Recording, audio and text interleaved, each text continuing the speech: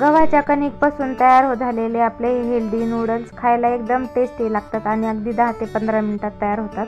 Hi hello नमस्कार, मी आरती आणि स्वागत आहे तुम्हा सर्वांचं आपल्या चॅनलवरील अजून एका नवीन व्हिडिओमध्ये। तर आज ना गव्हाच्या कणिकपासून आपण एकदम हेल्दी आणि टेस्टी नूडल्स बनवूया। तर त्याच्यासाठी ना मी इथं 1 वाटी गव्हाचं पीठ घेतलेलं आहे। त्यामध्ये आपल्याला आहे ना थोडंसं अर्धा चमचा मीठ घालायचं आहे, थोडासा ओवा घालायचा आहे, हवं तर तुम्ही सोडा पण घालू शकता।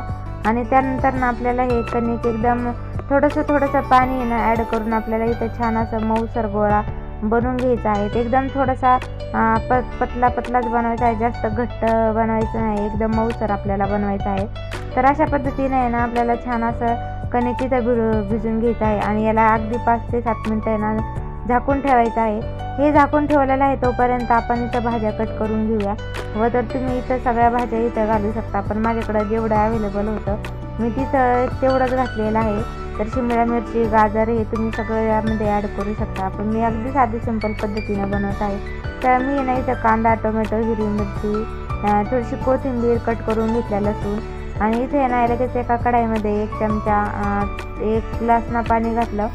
त्यानंतर त्यामध्ये 1 चमचा तेल घातलं, थोडंसं मीठ घातलं आणि ना उकळी यायला तिथं गॅसवर ठेवून दिलं। तोपर्यंत इकडं ना आपण जो शेव बनवतो ना त्या भांड्यामध्ये आपल्याला आहे ना कणिक छान असं टाकून घ्यायचं आहे। सगळ्यात अगोदर ना त्याला मी साईडनं सगळीकडे तेल लावून घेतलेलं आहे, जेणेकरून आपले नूडल्स चिटकू नये म्हणून। आणि खाली आहे ना तर त्याला साईडनं खाली ना एकदम छान असे आपण शेव बनवतो ना तो जाळी लावून घेतलेली आहे मी। आणि बघू शकता अशा पद्धतीने आपल्याला पॅक करून घ्यायचं आहे। तर इकडं आपलं पाणी पण गरम झालेलं आहे, तर गॅस चालूच ठेवायचा आहे आणि गरम झालेलं छान पाणी यामध्ये आपल्याला आहे ना आपले हे नूडल्स अगदी इथं छान असे काढून घ्यायचे आहेत। आणि तुम्ही बघू शकता एकदम इझिली निघत आहे। तर इथं ना माझ्याकडून एक चुकी झाली होती, त्याची जाळी ना मी जास्त मोठी लावली होती, मोठ्या होलची लावली होती, जरा छोट्या होलची लावायला पाहिजे नव्हती, पण म्हटलं असू द्या, आता नूडल्स जरा छोटे मोठेच असतात। मग नाही तर मी सगळे यामध्ये ना टाकून घेतले गरम पाण्यामध्ये उकळत्या, आणि तुम्ही बघू शकता पाण्यात टाकल्याबरोबरच ते मोकळे झालेले आहेत। आणि याला अगदी 5 ते 7 मिनिट आपल्याला थोडंसं नॉर्मल असं शिजून घ्यायचं आहे। आणि पाणी तुम्ही टाकून द्यायचं नाही, याला पाणी तुम्ही सूप म्हणून पण पिऊ शकता। त्यानंतर एका चाळणीमध्ये आपल्याला हे गाळून घ्यायचं आहे। त्यानंतर परत त्याच कढाईमध्ये ना आपल्याला पुन्हा 1 चमचा तेल घालायचं आहे, त्यामध्ये जिऱ्याची छान अशी फोडणी द्यायची। जिरा छान तडतडला की त्यामध्ये कांदा, कट केलेला कांदा, टोमॅटो, लसूण आपल्याला घालून घ्यायचं आहे आणि याला छान असं आपल्याला परतून घ्यायचं आहे। तर हवं तर तुम्ही यामध्ये आल्याची पेस्ट पण घालू शकता। तर छान असं हे परतलं का त्यामध्ये ना आपल्याला थोडेसे मसाले ॲड करायचे आहेत। इथं मी ना थोडंसं लाल तिखट ॲड केलं, थोडंसं ना मी इथं गरम मसाला टाकला होता, अर्धा चमचा हळद टाकली, आणि बघू शकता इथं मी ना मॅगी मसाला घातलेला होता, माझ्याकडं मॅगी मसाला होता तो मी घातला। आणि याला आहे ना छान असं आपल्याला आहे ना फ्राय करून घ्यायचं आहे, बघू शकता एकदम छान असं।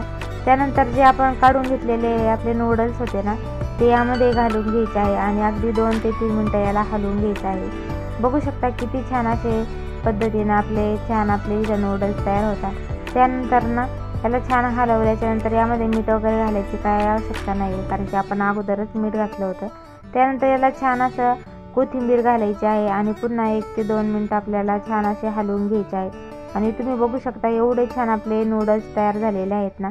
एकदा पण जर तुम्ही मुलांना जर करून दिलेत ना तर ते सारखं हेच मागतात, आणि मार्केटच्या पेक्षा घरचे नूडल्स खाण्यामध्ये खूप छान अशी मजा पण असते आणि हेल्दी पण असतात। तर नक्कीच मुलांना घरी एकदा ट्राय करून द्या। आणि व्हिडिओ आवडल्यास व्हिडिओला लाईक करा, चॅनलला मात्र सबस्क्राईब करा। बाय।